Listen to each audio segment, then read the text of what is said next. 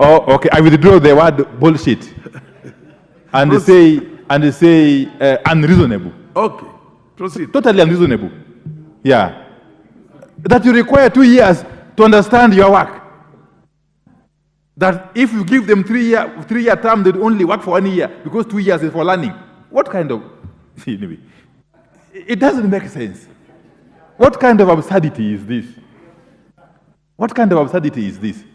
Hey, Duku, thank you for that word. You see? If you cannot get into work and be able to learn your work and be able to deliver in 3 years, then you have got no business accepting that work. Honorable Bayo agree with me. Yeah. You know, Honorable Speaker, in my previous life, I was a strategic manager. And I worked for a serious blue chip company. In fact, I resigned as an expatriate doing serious work to come and run for parliamentary seat in 2013. As a strategic manager, if you cannot settle into a new role 2 years down the road, then you better go home. Just go home and tend and look after your cows or goats. Stop wasting Kenyan people's time. So this provision must stay. You are appointed the CEO of IBC, serve 3 years. If you have served Kenyans well, you can be given a second term of another 3 years. Then you go home. In other words, an IBC CEO will only superintend over 1 general election. Not 2, not 3. That is the import of this amendment, honorable members. Yeah, because some people have made IBC their home. Yeah, they have made it their home. And they have become entrenched, so entrenched that you cannot do anything without their permission. They have created cartels within the IBC secretariat. This bill is meant to cure that mischief. Serve 3 years. If you are lucky and Kenyans feel you've done a good job, another 3 years, then go home. Create room for another Kenyan to serve. So that has to stay, of course. Everything will stay, but that one is a no-go area. So, in a nutshell, Honorable Speaker, the amendments proposed in this bill are very progressive. And we believe that if the House, in its wisdom, adopts them and passes this bill as is, this country will be the better. We are a fledgling democracy. Our democracy is still maturing, Honorable Speaker. So we must continually look at our processes and systems and legal infrastructure to allow our democracy to grow, to mature, for the benefit of this country, the present generation and future generations. And let me conclude that this bill, being a negotiated document, as we have agreed before, with all its flaws, if any, we are being asked to pass it without any thought of amendments. You can, of course, address typos here and there, clean up here, but you see, nothing that goes to the substance of this bill should ever be contemplated. Like any other negotiated document, this bill. Order. Order, Honorable Member. Oh. You're out of time. You second.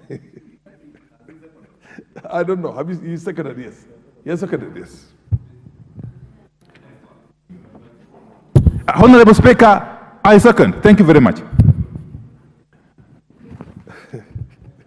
Opiyo Wandayi. You don't cease to amuse him in the chair. Honorable members, now I propose the question that the Independent Electoral and Boundaries Commission Amendment Bill, National Assembly Bill number 10 of 2024 be read a second time. Amendment. Order. Order. Order. Order, honorable members. What's wrong with this?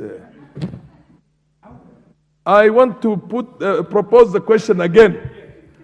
Honorable members, I now propose the question that the Independent Electoral and Boundaries Commission Amendment Bill, National Assembly Bill number 10 of 24, be read a second time. Is that very clear, Honorable Opiyo? Now, can I call order? I call on the chair of JLAC, the Honorable Member of Parliament for Naraka. Proceed. Thank you. Proceed, and followed by TJ, indeed. Thank you very much, Mr. Speaker, sir.